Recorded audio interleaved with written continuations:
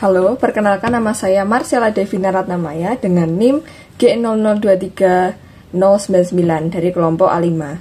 Nah, hari ini aku bakal jelasin mengenai mekanisme ereksi ejakulasi, terus kelenjar-kelenjar yang ada di urogenital pria, juga mengenai fertilisasi dan juga berkemih. Oke, bagian pertama kita bakal belajar dulu mengenai mekanisme ereksi dan ejakulasi. Nah, jadi kita lihat ya gambar yang ini. Di sini tuh ada gambar flaccid penis, itu yang penis dalam keadaan biasa, dia kan turun gitu ya. Nah, kalau ereksi itu biasanya dia tuh berdiri. Biasanya kalau pada laki-laki itu kan pagi hari gitu ya, pada ereksi, atau pas lagi terangsang. Nah, itu mekanismenya kayak gimana sih? Jadi, pertama tuh kayak gini. Nah, stimulus dari seksual trigger di hipotalamus itu di otak ya. Jadi misalnya seksual trigger itu apa? Misalnya si laki-laki ini tuh sedang berhubungan atau sedang kayak terangsang secara seksual di pikirannya gitu ya. Itu di bagian preoptik, medial preoptik area sama praventricular nucleus di hipotalamus gitu ya. Nah, itu nanti bakal menyebabkan naiknya dopamin dan neuron epinefrin. Nah, naiknya kadar dopamin dan neuron epinefrin itu tadi itu bakal menyebabkan kontrol kardiovaskuler dan respirasinya meningkat. Jadi heart rate, kemudian frekuensi pernapasannya itu meningkat. Nah, tapi itu bukan yang mau kita bahas. Yang kita bahas tuh ini, dopamin dan neuron epinefrin itu dia bakal mengaktifasi sistem saraf parasimpatik gitu ya. Nah, sistem saraf parasimpatik itu di mana? Di sakral 2 sampai sakral 4. Oh iya, tadi aku lupa nambahin. Jadi buat saraf aferennya yang waktu mau dapat stimulus seksual itu dia dari nervus dorsalis penis ya. Itu dia dari nervus dorsalis penis. Itu ingat teman-teman. Nah, kemudian selanjutnya adalah ini. Tadi kan dibawa tuh ke sentrum atau pusat ya. Habis dari nervus dorsalis penis lah itu yang di hipotalamus. Terus kan kita lanjut ke sakral 4. Nah, selanjutnya impuls jaras lewat parasimpatik ke segmen sakral 2 sampai 4, akhirnya dia ke arteriol penis. Nah, di sini buat saraf efrennya itu adalah nervi erigentes gitu ya. Nah, nanti menyebabkan apa kalau dia ke arteriol penis? Dia itu memberikan rangsangan asetilkolin gitu ya. Asetilkolin itu nanti kalau di mesotel pembuluh darah dia itu bakal mengubah arginin menjadi sitrulin sama nitrit oksida. Nah, nitrit oksidanya itu nanti yang membuat pembuluh darah itu bervasodilatasi di bagian arteri ya. Nah, makanya kalau udah vasodilatasi kan darah terisi ya, terisi gitu. Kalau darahnya terisi kan makin besar, terus dia bisa tegak gitu kan. Nah, kalau dia terisi itu dia bakal menekan vena. Nah, menekan venanya ketekan berarti darahnya nggak bisa balik kan. Nah, makanya dia bisa berdiri gitu. Berdirinya lama, jadi nggak kayak ngik gitu doang, enggak, tapi ya lama gitu kan. Nah, terus itu arteri yang terisi itu adalah arteri profunda penis ya, di bagian corpora cavernosa, sama percabangannya yaitu arteri helicinae, juga di caverna yang ada di situ gitu. Oke, kita lanjut. Nah, setelah ini lihat dulu deh gambarnya. Itu ya, maksudnya ada darah itu yang di bagian corpora cavernosa. Ya, itu jaringan erektil gitu. Oke. Nah, setelah ereksi terus apa gitu kan? Biasanya kalau di hubungan intercourse itu kan setelah ereksi ada yang namanya ejakulasi. Nah, ejakulasi itu shoot menembak, S kan depannya, berarti cara ngafalinnya adalah dia dengan saraf saraf simpatis gitu. Kalau ereksi tadi saraf parasimpatis gitu ya teman-teman. Nah, buat mekanismenya sendiri ini. Nah, kita bisa lihat di sini kan tadi drainase vena waktu ereksi itu kan tertahan gitu ya. Nah, itu tubuh mengirimkan sinyal untuk melepaskan pelepasan ketika ereksi sudah selesai. Nah, ini tuh nanti sinyalnya kan dibawa ke otak, di korteks cerebri. Nah, nanti di korteks cerebri itu bakal dibawa ke ini ganglion ya, ganglion mesentericus inferior. Nah, nanti dari ganglion itu dia bakal dibawa ke plexus hypogastricus. Nah, itu secara singkatnya. Tapi tadi belum gitu sih. Jadi tadi kirim sinyal ereksi sudah maksimal, lanjut dulu ke fase ereksi berhenti dengan inhibisi dari segmen lumbal 1 sampai 3. Nah, berarti ini kan saraf simpatis ya. Nah, nanti saraf simpatis ini lanjutnya ke yang tadi, ke ganglion mesentericus inferior, nanti ke plexus hypogastricus inferior, terus ke mana? Ke ini, ke percabangan-percabangannya ke arah bagian penis, kemudian kayak saluran-saluran misalnya epididymis, vas deferens, terus kelenjar-kelenjar kayak misalnya prostat, vesicula seminalis, kemudian kelenjar bulbo uretralis dan uretra itu sendiri gitu. Nah, di situ ada emisi itu transmisi substansi ke ductus ejaculatorius. Nah, berarti tadi neurotransmitter norepinefrinnya itu menyebabkan kontraksi pada bagian saluran-saluran yang ada di urogenital pria, itu buat mendorong sperma itu keluar dari epididymis, dari testis, epididymis dan seterusnya itu. Nah, nanti ada ekspulsi, itu substansi dikeluarkan melalui OUE. Nah, tapi sebelum ke situ dia kan jalan tuh ya, dari epididymis, vas deferens, ductus ejaculatorius, nanti ketambahan sekret dari vesicula seminalis, terus nanti turun, terus ketambahan dari prostat ke uretra kan. Nah, itu ada juga norepinefrin yang fungsinya itu buat menahan. Jadi dia itu menahan sphincter uretra eksternum maupun internum supaya nggak balik gitu ya, si spermanya ini tuh nggak balik, cairan semennya itu nggak balik. Nah, nanti ketika ejakulasi itu dilakukan, itu tadi udah sampai uretra gitu kan, semennya itu ditembakkan keluar. Nah, itu. Nah, kalau ejakulasinya udah selesai, nanti kontrol kardiovaskular sama respirasinya itu kembali normal. Nah, terus kita lanjut ya, bagian yang kedua, itu kelenjar yang berperan dalam menghasilkan cairan semen. Nah, kita bahas dulu yang pertama, vesicula seminalis. Vesicula seminalis ini letaknya ada di posterior dari vesika urinaria gitu ya. Nah, dia tuh fungsinya apa? Dia itu fungsinya untuk mengeluarkan sekresi nutrisi gitu ya. Nutrisi berupa apa? Vitamin C, vitamin B12, asam sitrat, asam laktat, kalsium, magnesium, zinc, kalium, sodium, lemak, sama ratusan protein yang berbeda. Itu fungsinya untuk menutrisi sel sperma supaya tetap hidup gitu ya nanti ketika dia keluar. Nah, terus ada fruktosa, itu sumber energi utama dari si sperma. Ada fibrinogen. Nah, fibrinogen itu dia membentuk koagulan lemah gitu ya. Jadi pada saat semen itu keluar, masih keluar dari testis, masih di saluran traktus urogenital itu, dia nggak langsung yang bergerak-gerak gitu, enggak. Tapi nanti kalau misalnya dia udah keluar dari OUE, nanti mau melangsungkan fertilisasi, itu dia baru bisa gerak. Nah, nanti bisa gerak itu kenapa? Karena dapat zat profibrinolysin dari prostat yang fungsinya untuk mencairkan koagulan itu tadi. Tapi itu nanti kita bahas ya. Terus ada prostaglandin. Nah, prostaglandin itu mempermudah motilitas si sperma. Jadi spermanya nanti bakal lebih gampang geraknya, sama dia itu berikatan sama dini vagina gitu. Fungsinya buat berkontraksi. Jadi biar kontraksi supaya apa? Biar spermanya ini gampang gitu naik ke atas. Oke, terus ada prostat gland. Nah, prostat gland itu dia letaknya di basal dari vesika urinaria, di bawahnya sih sebenarnya. Nah, fungsinya buat apa? Dia itu menghasilkan cairan encer seperti susu yang mengandung kalsium, asam sitrat, fosfatase asam. Lah, tadi asam sitrat sama fosfatase asam tuh dia basa. Jadi, biar sperma itu bisa hidup gitu ya. Sifatnya kan basa.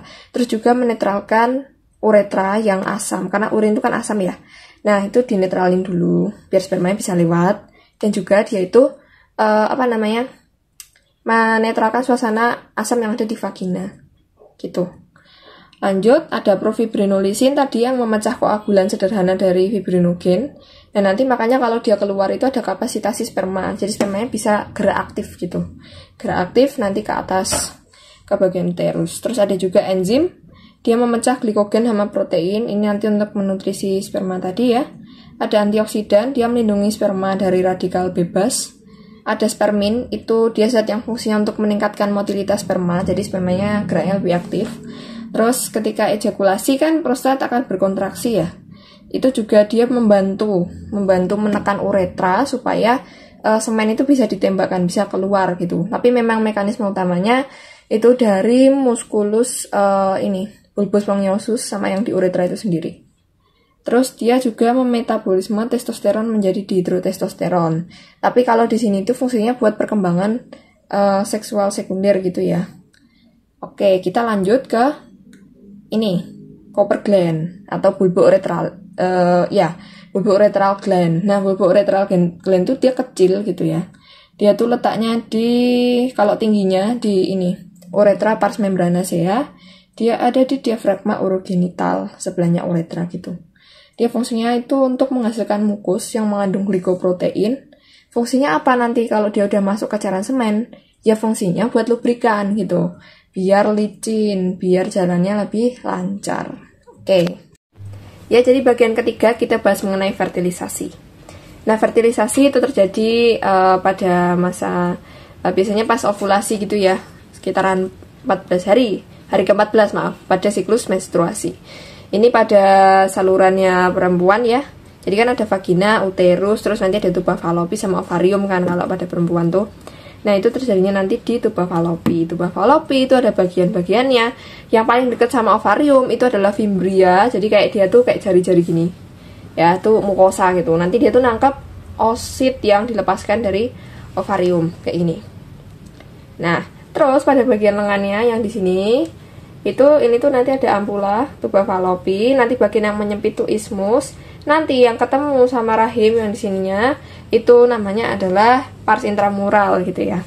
Oke, kita langsung bahas aja mengenai fertilisasi. Jadi ketika oosit itu dilepaskan, dia sampai ke ampula tuba falopi gitu ya, nanti bakal ketemu sperma yang berhasil. Jadi sperma yang berhasil itu dikit banget, dari sekian juta gitu ya, cuma ada beberapa yang bisa masuk ke ampula tuba falopi. Nah, nanti sperma-sperma itu bakal berusaha buat menembus corona radiata ya, tapi nanti yang bisa tuh mungkin yang pertama ada satu gitu ya, tembus pakai dia tuh punya enzim di akrosomnya, enzim proteolitik gitu, hyaluronidase namanya.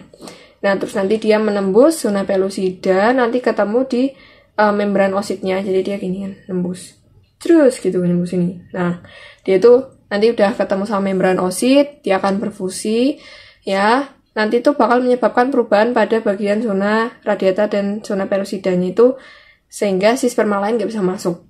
Nah, terus nanti dia akan mengeluarkan nukleusnya pada bagian kepala, jadi ekornya lepas gitu ya.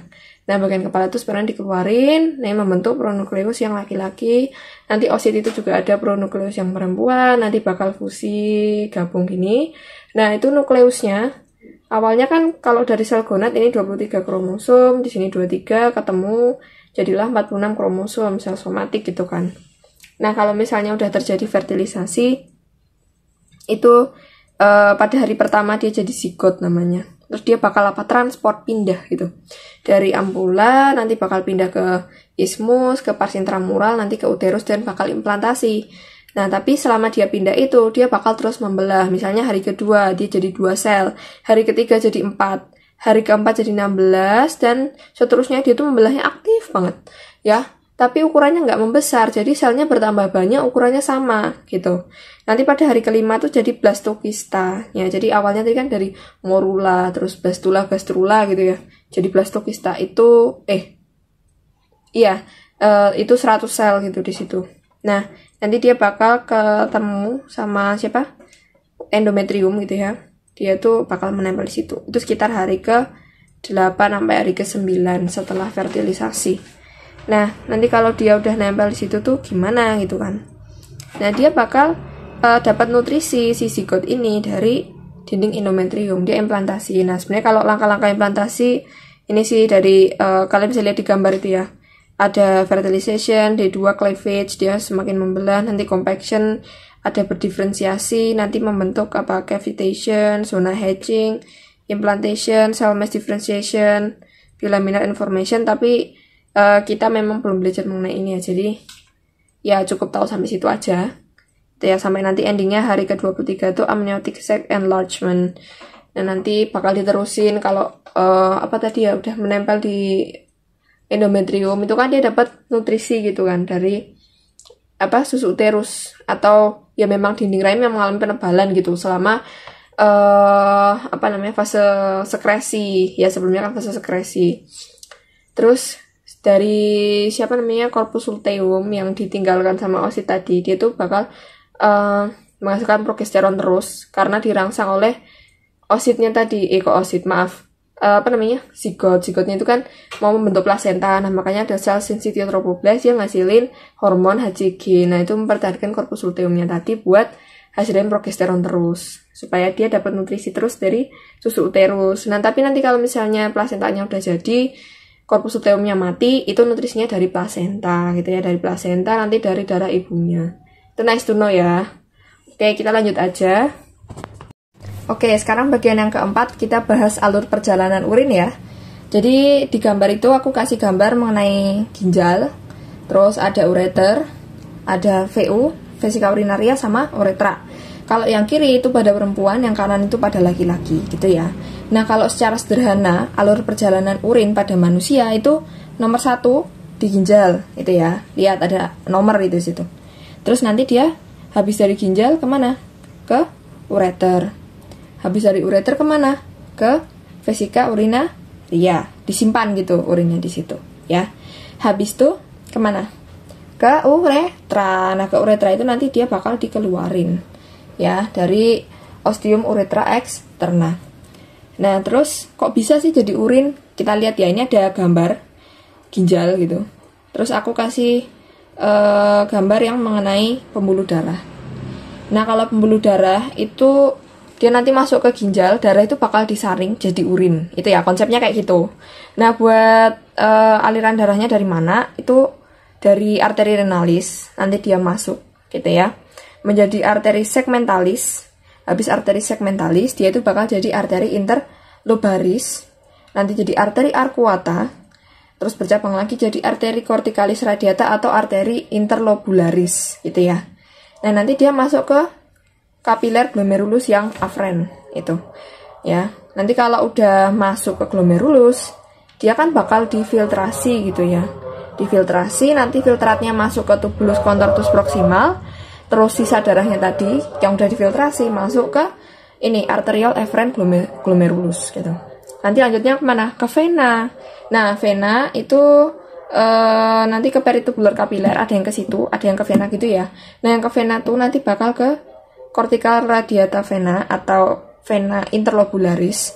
Terus ada ke vena arcuata, vena interlobaris, vena renalis, dan vena cava inferior. Oke, itu buat aliran darahnya. Nah, terus pertanyaannya gini, tadi yang di glomerulus kan ada yang lanjut ke TKP gitu ya. Tapi yang lanjut ke TKP nanti digimanain? Oke, kita bahas setelah ini ya. Nah, ini gambar nefron gitu ya. Gambar nefron. Nefron itu bagiannya ada corpusculum malpighi. Itu isinya kan glomerulus sama kapsula Bowman. Ya, terus nanti dia berlanjut menjadi tubulus contortus proximal. Lanjut lagi menjadi lengkung Henle atau ansa Henle. Ada bagian descending. Descending itu berarti yang dari TKP tadi. Nah, ascending kan yang naik, berarti dia menuju ke tubulus contortus distal gitu ya. Nah, nanti setelah itu ke ductus collectivus. Ya, ductus collectivus. Oke. Lanjut, untuk urin itu sendiri tadi habis difiltrasi, dia di tubulus contortus proximal sama tubulus contortus distal itu bakal direabsorpsi. Jadi sebenarnya dari 100% darah yang difiltrasi, yang muter di situ, ya, yang jadi urin itu cuma 1%. Jadi kalau misalnya darah yang muter itu sekitaran 172 literan, berarti urin kita sehari itu sekitar 1,7 liter. Gitu ya. Nah, di sini kalau direabsorpsi, yang direabsorpsi itu 99%, itu misalnya kayak zat-zat yang masih berguna gitu. Contohnya apa? Glukosa. Makanya di urin itu nggak berada glukosa. Ya. Glukosa, kemudian apa lagi? Kayak ion-ion, air, terus asam amino itu masih diserap lagi. Gitu. Nah, terus kalau dia udah berlanjut itu ke ansa Henle gitu ya, filtrat sekunder. Kalau filtrat primer tuh hasil dari filtrasi glomerulus, filtrat sekunder itu dari reabsorpsi tadi. Nah, terus nanti diaugmentasi kan, diendapkan, jadi airnya diserap lebih banyak lagi. Terus juga sekaligus membuang zat-zat yang gak berguna, misalnya kayak kreatin, urea, ya, dan sebagainya, kayak gitu. Nah, nanti semua hasil filtrasi tadi yang udah jadi urin itu bakal dikumpulin ke tubulus collectivus. Nah, tubulus collectivus itu dia asalnya dari banyak nefron gitu ya. tubulus collectivus gitu. Dari banyak nefron ketemunya di situ. Nah, nanti dari tubulus collectivus itu dia bakal kemana? Ya, ke papilla renalis. Nah, papilla renalis itu dia bagian medula dari ren yang di bagian ujung dari papilla renalis ya. Dari piramidis renalis, maaf. Jadi dari papilla renalis tadi ke calyx minor, itu udah mulai masuk ke pelvis renalis ya. Terus ke calyx mayor. Nah, calyx mayor tuh kumpulan beberapa calyx minor. Terus nanti ke pelvis renalis ke ureter. Ureter lanjut ke vesika urinaria, nanti ke uretra dan dikeluarkan kayak gitu ya. Untuk alur urin, alur perjalanan urin. Gitu. Oke, itu gambarnya bisa dibaca aja ya. Lanjut ke bagian yang kelima. Nah, mekanisme berkemih. Jadi kita lihat gambar dulu. Itu udah aku tulisin yang biru, ada yang warna kuning, ada yang warna merah, oranye, itu adalah reseptor semua. Nah, kita mulai dari yang biru dulu. Yang biru itu adalah reseptor muskarinik 3. Dia ada di vesika urinaria. Nah, dia tuh dapat persarafan dari mana? Dari nervus pelvis yang ada di jaras ini, parasimpatis. Jadi asalnya dari sakral 2 sampai 4 gitu ya. Nah, dia tuh kalau misalnya dapat neurotransmitter dari situ, itu responnya adalah kontraksi dari musculus detrusor. Nah, terus buat yang reseptor warna oranye itu di musculus sphincter uretra eksternal, ya, itu namanya reseptor nikotinik. Jadi dia tuh dapat persarafan dari nervus pudendal. Ya, nervus pudendal tuh asalnya juga dari parasimpatik gitu ya. Jadi kalau dia dapat rangsangan dari situ, hasilnya itu nanti dia bakal berkontraksi ya, sphincter uretra eksternal. Nah, selanjutnya ada reseptor alfa 1 itu di sphincter uretra internum, dan juga ada reseptor beta 3. Nah, beta 3 itu di vesika urinaria. Nah, dia itu juga dapat saraf dari simpatis ya. Jadi kalau ada persarafan dari simpatis gitu ya, dari segmen toraksik ke hipogastrikus, nanti norepinefrinnya ke reseptor itu. Nah, umpan balik positifnya kalau yang B3 itu musculus detrusornya bakal relaksasi, kalau yang buat sphincter internumnya dia bakal kontraksi. Nah, ini nanti hubungannya ketika kita mau mengosongkan VU atau mikturisi atau kita berkemih, sama nanti ketika kita nahan kemih. Misalnya waktu VU itu belum penuh gitu ya, kita masih nampung air di situ. Nah, itu nanti kaitannya sama reseptor-reseptor ini. Oke? Ya. Sekarang kita mulai dulu dari yang pertama, ya, mekanisme berkemih, ya, ketika bladder kosong. Jadi belum berkemih sih ini, kita kayak masih nahan kemih gitu ya.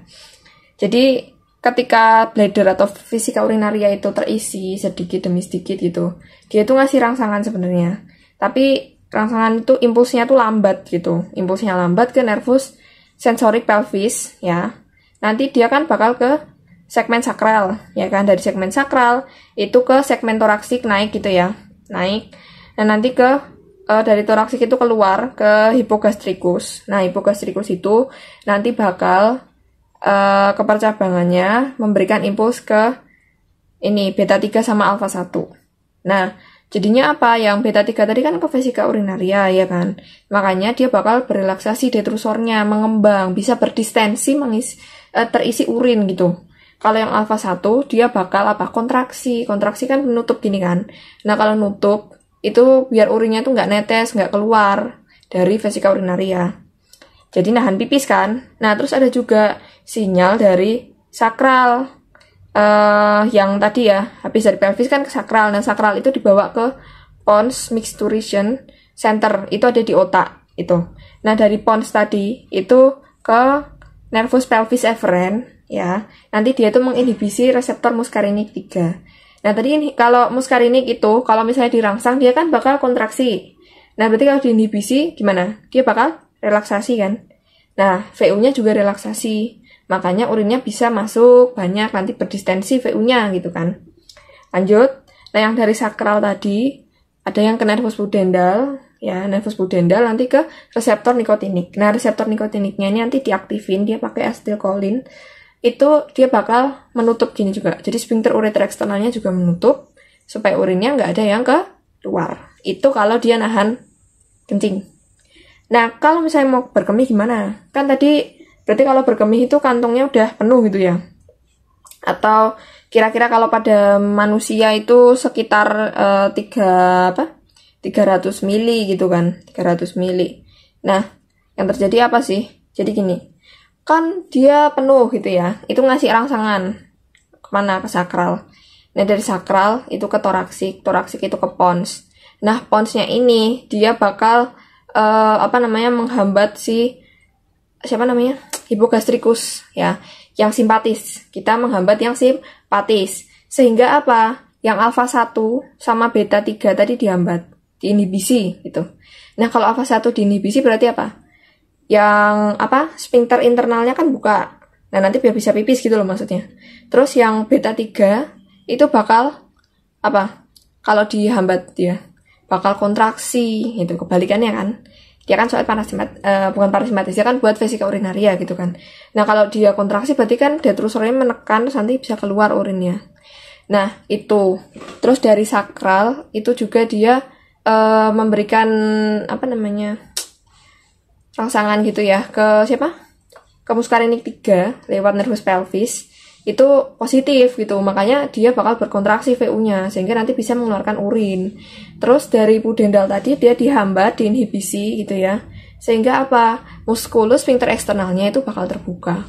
Nah, kalau sphincter eksternal dan internal terbuka sementara detrusornya menekan, berarti kita bisa bayangin, berarti kalau kantongnya ditekan tapi salurannya buka, nah itu kan keluar gitu ya urinnya. Nah, makanya terjadilah berkemih gitu. Oke, nah ini buat gambarnya, mungkin kalian bisa lihat-lihat lagi biar lebih punya bayangan gitu. Terus ini secara singkatnya mekanisme berkemih gitu ya. Jadi kalau misalnya vesika urinaria itu udah sampai 300 mili, ini kita ulang lagi ya. Itu VU-nya teregang, itu dia mengirimkan impuls afren ke otak. Orangnya jadi sadar, oh aku ini kebelet pipis, aku pengen pipis gitu. Nah, nanti impuls afrennya tadi dibawa serabut afren ke splanchnici pelvici, nervi plangnici pelvici, ke medula spinalis sakral 2 sampai 4. Sebagian serabut afren bersama saraf simpatis akan masuk ke medula spinalis dan juga lumbal 1 dan 2. Nah, impuls afrennya itu bakal jalan dari sakral 2 sampai 4, meningkatkan kontraksi muskulus detrusor dan merelaksasikan sphincter vesicae gitu ya. Impuls afren yang lain yang dikirim ke nervus pudendus akan merelaksasi sphincter uretra, makanya terjadilah berkemih itu. Ini kalau secara singkatnya, tapi kalau secara detailnya yang tadi gitu ya teman-teman. Nah, terus refleks berkemih itu dia dapat dihambat oleh korteks cerebri.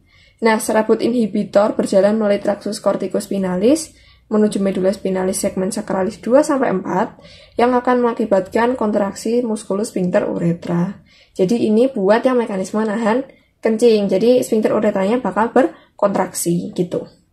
Oke, udah segini aja ya teman-teman. Makasih semuanya. Mohon maaf kalau misalnya ada kekurangan materi tadi. Semoga bisa bermanfaat. Ini sumber materi yang aku pakai kalau misalnya kalian nanti mau nyari gitu ya, kepo gitu. Oh, aku mau cari yang ini. Nah, itu kalian bisa pakai. Oke, sekian dari aku. Terima kasih.